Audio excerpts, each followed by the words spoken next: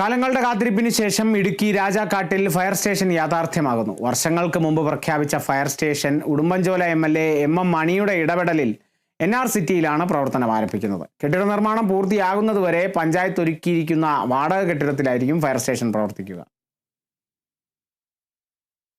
ഇടുക്കി ജില്ലയിൽ വേനൽക്കാലത്ത് ഏറ്റവും കൂടുതൽ കാട്ടുതീയും ഒപ്പം തന്നെ പുഴയിലും മറ്റുമായി മുങ്ങിമരണങ്ങളും റിപ്പോർട്ട് ചെയ്യുന്നത് രാജക്കാട്, രാജകുമാരി, ശാന്തമ്പാറ, സേനാപതി, ബൈസൺ വാലി പഞ്ചായത്തുകളാണ്.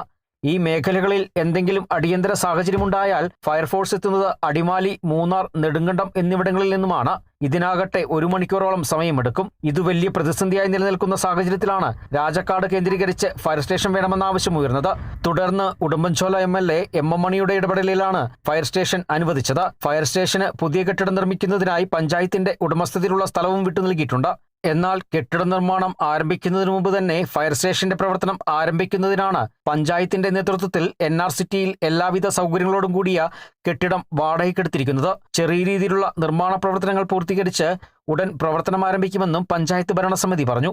രാജക്കാട് പഞ്ചായത്തില് ബഹുമാനപ്പെട്ട ഉടുമ്പൻചോല MLA മണിയാശാന്റെ നിരന്തരമായ ഒരു പ്രയത്നം കൊണ്ട് തന്നെയാണ് നമുക്ക് ഈ ഫയർ സ്റ്റേഷൻ ഇവിടെ അനുവദിച്ച് കിട്ടിയിട്ടുള്ളത്. വളരെയധികം സന്തോഷവും അഭിമാനവും ഉണ്ട്. ഫയർ എഞ്ചിനും മറ്റും വാഹനങ്ങളും നിർത്തിയിടുന്നതിനുള്ള സൗകര്യവും ഒപ്പം ഉദ്യോഗസ്ഥർക്ക് താമസിക്കുന്നതിനുമുള്ള സൗകര്യവും നിലവിലുള്ള കെട്ടിടത്തിലുണ്ട്. ആവശ്യത്തിന് ജലലഭ്യതയും ഇവിടെ ഉറപ്പാക്കിയിട്ടുണ്ട്. കാലങ്ങളുടെ കാത്തിരിപ്പിന് ശേഷം രാജക്കാട്ടിൽ ഫയർ സ്റ്റേഷൻ യാഥാർത്ഥ്യമാക്കുന്നതിന്റെ സന്തോഷത്തിലാണ് നാട്ടുകാരും. Kerala vision news, Idukki.